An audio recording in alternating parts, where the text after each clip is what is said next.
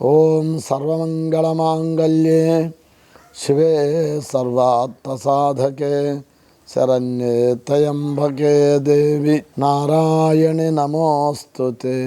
ఓం సహనా భవతు సహనౌ భునక్తు సహ వీర్యం కరవావహై తేజస్వినావధీతమస్తు మా విద్విషావహై. ఓం శాంతి శాంతి శాంతి. హరి ఓం. శ్రీ గురుభ్యో నమః. పవిత్రాత్మస్వరూపులైన ప్రియాత్మ బంధువులారా, ప్రేక్షక భక్త మహాజనులందరికీ భగవంతుని యొక్క శుభాశీస్సులు, భగవంతుని యొక్క దివ్య కృప, మహర్షుల యొక్క అనుగ్రహం, భక్తులందరి యొక్క దివ్య భక్తి చేత ఈ లోకంలో ఆధ్యాత్మిక కార్యక్రమాలు, మందిరాలు, ఆశ్రమాలు అవన్నీ పోషింపబడుతున్నాయి. అవన్నీ భక్తుల యొక్క ఆ పరమ పవిత్రమైన త్యాగం చేత, ఆ భక్తుల యొక్క పవిత్రమైన ధనమే. చూడండి, ఎన్నో సత్సంగాలు ఉన్నాయి, ఎన్నో ఆశ్రమాలు, పెద్ద పెద్ద ఆశ్రమాలు, అట్లాగే దేవాలయాలు, పెద్ద పెద్ద దేవాలయాలు, వాటన్నిటికీ ఇస్తున్నది భక్తులే, మీరే. ఆ భక్తి మీలోను ప్రగాఢంగా ఉన్నది. ఎంతెంత మనం దానం చేస్తామో, ఎంతెంత మనం త్యాగం చేస్తామో అంతంతగా మనకి ఆ భగవద్ అనుగ్రహం కలుగుతుంది. దీంట్లో ఎట్టి సందేహం లేదు. ఇస్తూ ఉంటే పెరుగుతుంటుంది. మనం ఎంతెంత ఉదారంగా ఒక మంచి మాట, ఒక మంచి సంకల్పాన్ని లోకానికి ఇస్తాము, ఒక మంచి మాటని అందిస్తాము, ఒక మంచి నడవడికని అందిస్తాము, ఒక మంచి ఆచరణని ఇస్తాము. అట్లాగే మన పవిత్రమైన ధనం, స్వయంగా కష్టార్జితమైన ధనం, అందులో ఎటువంటి ఇది లేకుండా ఆ ధనం మరి అది ఎంతో గొప్ప పుణ్యాన్నే కాదు, అనేక జన్మల ఆ పాప సంస్కారాన్ని నశింపజేస్తుంది. త్యాగే నైకేన అమృతత్వ మానసు, త్యాగం చేతనే మనిషి అమృతత్వాన్ని పొందుతాడు అని ఉపనిషత్తు చెప్తుంది. త్యాగం చేత మనిషి గొప్పవాడవుతాడు. కొంతమంది అంటూ ఉంటారు, అరే మొత్తం మనం త్యాగం చేస్తే మరి మన జీవితం ఎలా అని. మొత్తం చేయని అవసరం లేదు. మన శక్తి ఎంతో అంత భక్తితో చెయ్యాలి, అది కూడా ప్రేమతో ఇవ్వాలి, అది కూడా ఆర్తితో ఇవ్వాలి. ఇదంతా అవసరం.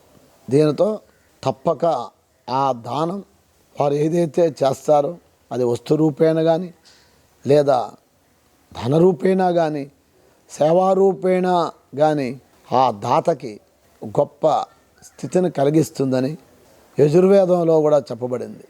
దాత ప్రదాత నంద ప్రమోద అని.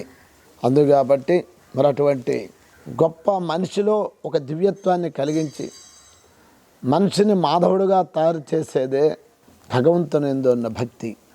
ఆ భక్తిని ప్రతిపాదించేవే స్తోత్రాలు, అట్లాగే భగవద్గీత, అట్లాగే ఆధ్యాత్మిక భాగవతాది గ్రంథాలు, మహర్షుల యొక్క దివ్య చరిత్రలు.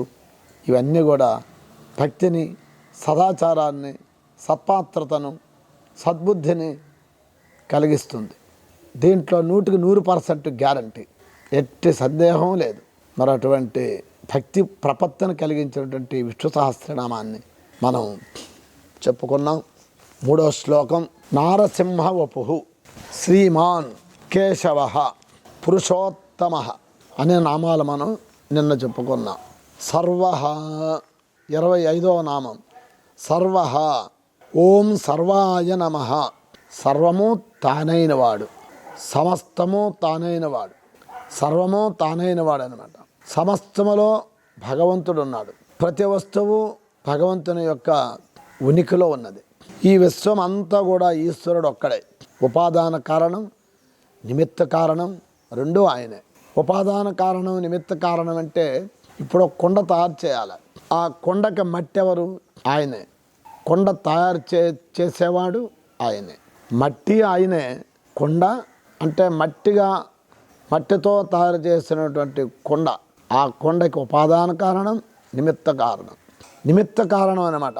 లోకంలో కొండ తయారు చేస్తారు, కులాలుడు అంటారు వారిని. ఆయన మట్టి వేరుగా ఉంటుంది, ఆయన కంటే భిన్నంగా ఉంటుంది మట్టి. మట్టి వేరే దగ్గర నుండి తెచ్చుకొని కొండ చేయాలి. తయారు చేసిన వాడు కులాలుడు, ఆయన నిమిత్త కారణం. ఈయన ఇది ఉపాదాన కారణం. ఈ రెండు ఇక్కడ భగవంతుడి దగ్గర రెండు ఒకటే. ఆయనే మట్టి, ఆయనే నిమిత్త కారణం. ఆయన లోపల నుండే వస్తుంది, ఈ జగత్తంతా లోపల నుండే వచ్చింది. ఆయన తయారు చేయడానికి ఆయన వేరుగా లేదు. ఎలాగంటే లోకంలో ఒక ఉదాహరణ ముండకోపనిషత్తు చెప్తుంది. యథోర్ణ నాభిసృజతే గృహతే చ యథా పృథివ్యాం ఓషధయ సంభవంతి. ఓషధయ సంభవంతి. యథోర్ణ నాభిసృజతే గృహతే చ యథా పృథివ్యాం ఓషధయ సంభవంతి. ఊర్ణనాభి అంటే సాలి పురుగు. సాలె పురుగు గూడు కడుతుంటుంది, అది గూడు కడుతుంది. దాన్ని ఇంకొక ప్రాంతంలో బల్లి పాత్ర అంటారు. అది గూడు కడితే ఆ గూడు కట్టినప్పుడు ఆ గూడుకి కావలసినటువంటి ఆ వల ఒక రకమైన వలలా ఉంటుంది. అది దానికి ఎక్కడి నుండి తెస్తుంది పదార్థం? తన లోపల నుండే తీసుకుంటుంది. తన లోపల నుండే తీసుకొని ఆ గుడిని అల్లుతుంది. చూడండి భగవంతుడు ఎంత అసలు ఫెంటాస్టిక్ వర్డ్ని, ఆ బ్యూటిఫుల్ ఒక గొప్ప ఉదాహరణాన్ని మనకి లోకంలో చూపించడానికి ఒక చిన్న జంతువు ద్వారా చూపించాడు. అయినా మనం ఇంకా తెలుసుకోలేకపోతున్నాం. మాటలు చెప్తున్నాం, ఎన్నో ఒళ్ళు వేస్తున్నాం, కానీ ఆచరణలో తక్కువైపోయినాం మనం. చూడండి ఆచరణే ఉన్నట్టయితే ఈ పాటికి ఈ భారతదేశంలో ఇంత భక్తికి 3 పువ్వులు 6 కాయలుగా విరాజిల్లాలి. కానీ భక్తే, పరమార్థమే. మళ్ళీ లౌకిక విషయాల్లో అంతే ఉన్నాం, పరమార్థంలో అంతే ఉన్నాం, ఏం తేడా లేదు. అందుకు కాబట్టి ఆ భగవంతుని యొక్క ఇది చూడాలి. ఆ సాలి పురుగు నుండి ఏ విధంగా అయితే ఆ గూడు కట్టడానికి కావలసిన పదార్థం అంతా లోపల నుండి ఎట్లాగైతే తీసుకొని మళ్ళీ లోపలికే తీసుకుంటుంది తర్వాత కూడా, అట్లాగా భగవంతుడు ఉన్నాడే ఈ జగత్తు సృష్టి కారణానికి ఆయనే ఉపాదాన కారణం, నిమిత్త కారణం అని చెప్పుకొచ్చారు. ఇక ఓతప్రోతంగా ఇక్కడ విస్తరించి వికసించింది భగవంతునికి. ఓతప్రోతం అంటే ఏమిటి? బట్టలు అల్లినవాడు ఉంటారు, బట్టలు నేసేవాళ్ళు. వాళ్ళకి ఇక అడ్డంగా ఇట్లా తిన్నగా ఉంటాయి దారాలు, దాన్నే పడుగు పేక అంటారు. ఈ రెండు వాటిని ఓతప్రోతం. ఏ విధంగా అయితే ఉన్నదో వస్త్రం లేకుండా దారం లేదు, దారం లేకుండా వస్త్రం లేదు. ఆ దారం ఒక్కొక్కటి తీస్తే ఏది వస్త్రం ఏది? ఆ దారాల యొక్క కలయికే వస్త్రం. చూడండి అసలు గొప్ప విషయం ఏంటంటే మనం ఏదో వస్త్రాలు చేస్తున్నారు, మనం శరీరం మీద ధరించేస్తున్నాం, ఏదో అలా జరిగిపోతుంది. కానీ ఒక్కసారి విచారణ చేస్తే అసలు ఒక్కొక్క పోగు తీసిస్తే అక్కడ వస్త్రం ఎక్కడ చెప్పండి? ఉన్న దారమే. అట్లాగే ఇదంతా భగవంతుడే, ఇదంతా ఇందులో ఓతప్రోతమై ఉన్నది ఆయనలోనే. అందుకే భగవద్గీతలో మత్త పరతరం నాణ్యత్కించదస్తి ధనంజయ మయి సర్వమిదం ప్రోతం సూత్రే మణిగణాయివా.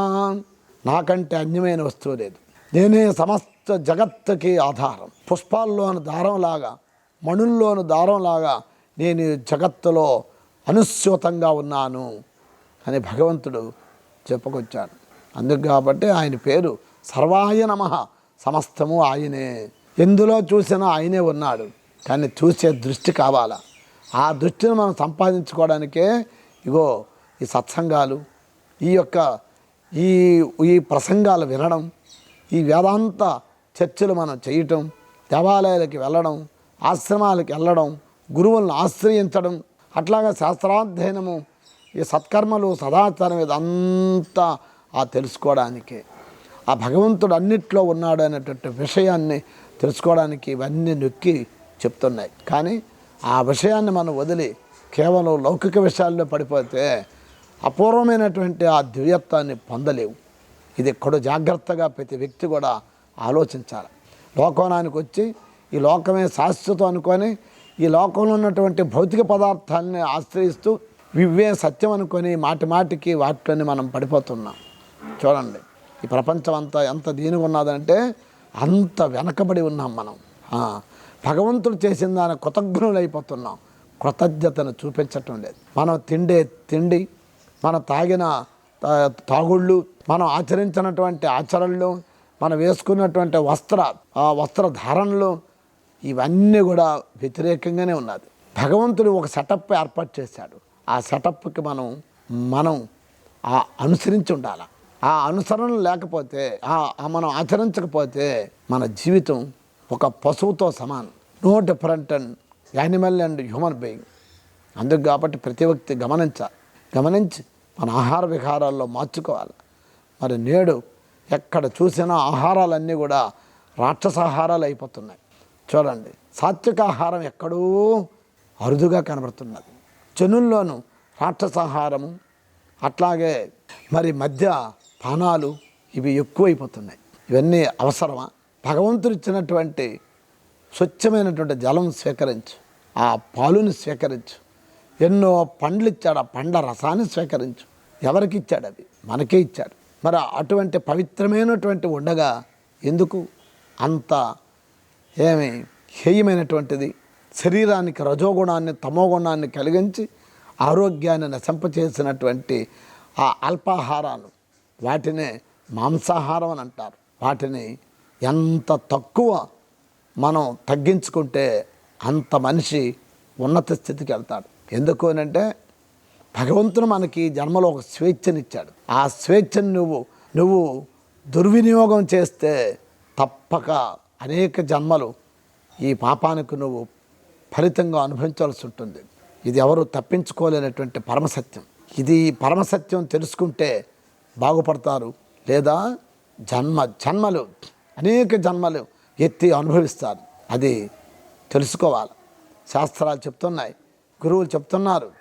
భగవంతుడు అంతటా ఉన్నాడు. సీసీ కెమెరాలు పెట్టిన తర్వాత అక్కడి నుండి తప్పించుకోవడానికి ఎవడో వశం కాదు. అట్లాగే భగవంతుడు ఆల్రెడీగా మన లోపల ఒక సీసీ కెమెరా పెట్టాడు. That is the subtle to subtle your mind. ఆ మైండ్ ద్వారా, నీ బుద్ధి ద్వారా సర్వస్వాన్ని తెలుసుకుంటాడు. గవర్నమెంట్ వారు మనకి ఆకాశంలో ఉన్నటువంటి మన టవర్ ఉన్నది.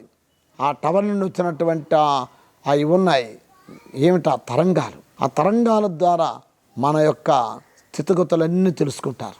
అట్లాగే భగవంతుడు మరి ఆయన ఏర్పరిచిన సృష్టి ఆయనకు తెలియకుండా ఉంటుందా? నువ్వు చాటునా మాటునా చేసినా, ఎక్కడ చేసినా తప్పక నువ్వు అనుభవించవలసి ఉంటుంది. దీంట్లో ఎట్టి సందేహం లేనే లేదు. పాపానికి పాపమే, పుణ్యానికి పుణ్యమే. నువ్వు దేవాలయంకి వెళ్ళావా, నీకు పుణ్యం. ఆశ్రమానికి వెళ్ళావు, సద్గురువుని ఆశ్రయించావు, సదాచారాన్ని చేసావు, కష్టపడి సంపాదించావు దైవ సొత్తుని, దైవ ధనాన్ని, ఆ పుణ్యం ఉంటుంది. పాపం చేశావు, 10 మందిని తిట్టావు, కొట్టావు, హింసించావు, ద్వేషంతో హృదయంలో ఇతరులు నశించిపోవాలని సంకల్పం చేశావు. అట్లాగే తినరాని పదార్థాలు తిన్నావు, తాగరాని పదార్థాలు తాగావు. మరి వీటి యొక్క ప్రభావం నీకు చూపించకుండా పోతుందా? ఎప్పటికీ పోదు. ఇది ముమ్మాటికి నీకే ఆ యొక్క అనుభవాన్ని కలిగిస్తుంది. పాపమైతే దుఃఖం, పుణ్యమైతే సుఖం. తెలుసుకుంటే గొప్పది, తెలియకపోతే అజ్ఞానంలో పడిపోతారు. ఇది మాత్రం ప్రతి వ్యక్తి గమనించాలి. భగవంతుడు అన్నవాడు అంతటా ఉన్నాడని మనం అంటూనే అందరికీ తెలుసు. కానీ తెలిసి మళ్ళీ మనం ఈ తప్పులు చేస్తూనే ఉన్నాం. అందుకే స్తోత్రాలన్నీ కూడా మీరు తెలుసుకోండి, ఉపనిషత్తును తెలుసుకోండి, భగవద్గీతను తెలుసుకోండి. ఆ భగవద్గీతను మీరే స్వయంగా ఈ చదువుచ్చిన వారందరూ చదవండి. అందులో అనేకమైనటువంటి భగవంతుడు మన నిత్య జీవితంలో సంభవించినటువంటి ఒక విషయాలన్నీ కూడా అందులోనూ మనకి నిక్షిప్తం చేసి ఇచ్చారు. చూడండి, జీవితంలో ఎలా ఆచరించాలి, ఎలా ఉండాలి, ఎలా ఉంటే మనిషి గొప్పవాడు అవుతాడంటే విషయాలు అన్నీ కూడా మనకి అందులో పెట్టారు. అందుకే పురాణాల కంటే భగవద్గీత, ఉపనిషత్తు, మహాత్ముల గ్రంథాలు ఆధ్యాత్మికవి చదవాలి. ఎక్కువ పురాణాల్లోనూ ఆ సామాన్యమైన జ్ఞానం ఉంటుంది, కానీ భగవద్గీతలో నీకు సంబంధించిన జ్ఞానం మొత్తం ఉంటుంది. అందుకే కాబట్టి ఇక్కడ భగవంతుడికి నామం సర్వాయ నమః, అందులో అంతటలో ఆయన్నే చూడాలి అనే నామాన్ని తెలుపుతోంది.